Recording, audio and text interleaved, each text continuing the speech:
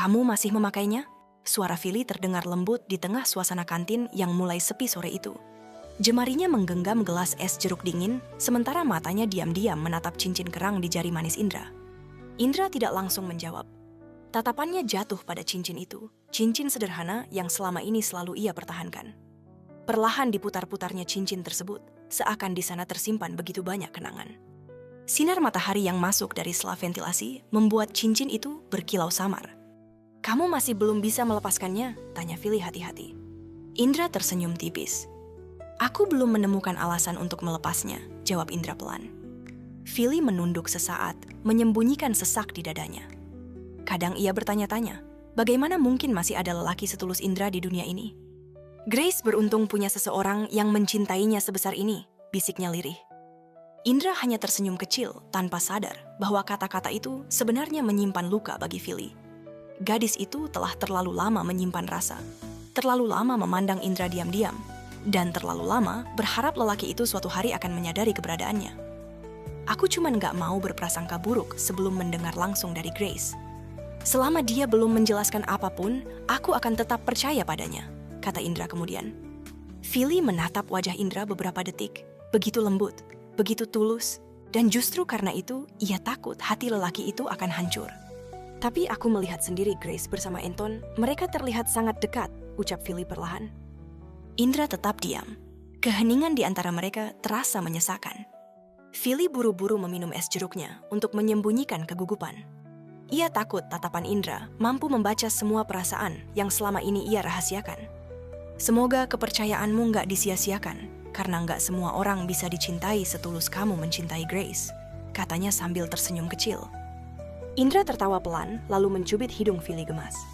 Kamu cerewet banget hari ini, kata Indra. Jantung Philly berdegup cepat. Andai saja Indra tahu betapa sederhana kebahagiaan yang ia rasakan hanya karena sentuhan kecil itu. Keesokan harinya, saat kuliah berlangsung, Indra diam-diam mengirim memo kecil untuk Grace. Tulisan tangannya tampak tergesa. Ia meminta maaf karena tidak bisa mengantar Grace ke sanggar malam itu, karena latihan mendadak menjelang pementasan. Grace membaca memo itu dengan gelisah. Dengan cepat ia membalas. Jangan datang malam ini. Besok saja kita bertemu di kantin. Aku akan menjelaskan semuanya. Namun sebelum pesan itu sampai, Indra sudah pergi. Sepanjang kuliah, hati Grace dipenuhi kecemasan. Ia tahu cepat atau lambat semuanya akan terbongkar. Malam harinya, Indra datang ke rumah Grace. Namun langkahnya terhenti saat melihat mobil Anton terparkir di depan rumah. Dan dari balik pagar, ia melihat sesuatu yang membuat dunianya runtuh. Anton merangkul Grace dengan begitu mesra. Tubuh Indra terasa membeku. Dadanya sesak. Tanpa suara, tanpa amarah, ia hanya memundurkan langkah perlahan, lalu pergi. Malam terasa begitu panjang saat ia mengendarai motornya tanpa tujuan. Angin dingin menerpa wajahnya, tetapi tidak mampu menghilangkan rasa sakit di dadanya.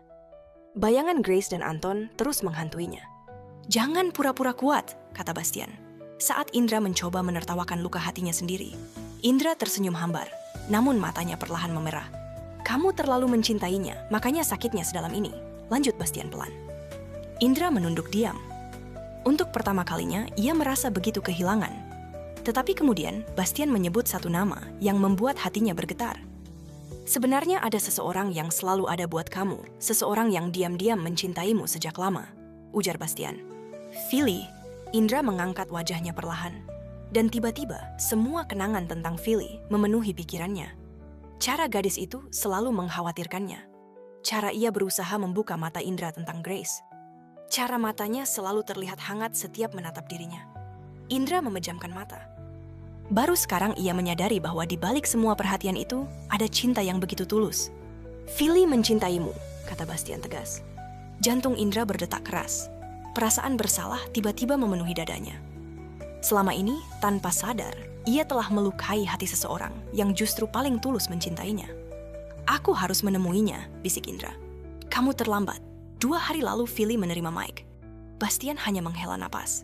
Kalimat itu terasa seperti hantaman kedua. Indra terdiam. Napasnya terasa berat. Dan untuk pertama kalinya, ia benar-benar memahami arti kehilangan. Bayangan Philly kembali hadir di kepalanya. Senyumnya, tatapan lembutnya, dan suara pelannya sore itu di kantin. Kamu masih memakainya? Perlahan, Indra menyentuh cincin kerang di jari manisnya. Kini ia sadar. Selama ini ia terlalu sibuk mempertahankan cinta yang salah, hingga tidak menyadari ada seseorang yang mencintainya dengan begitu dalam. Dengan tangan gemetar, ia melepaskan cincin itu. Bekas lingkaran samar tertinggal di jarinya, sama seperti luka yang kini tertinggal di hatinya. Dan di antara rasa kehilangan itu, nama Philly terus bergaung lembut di dalam dadanya.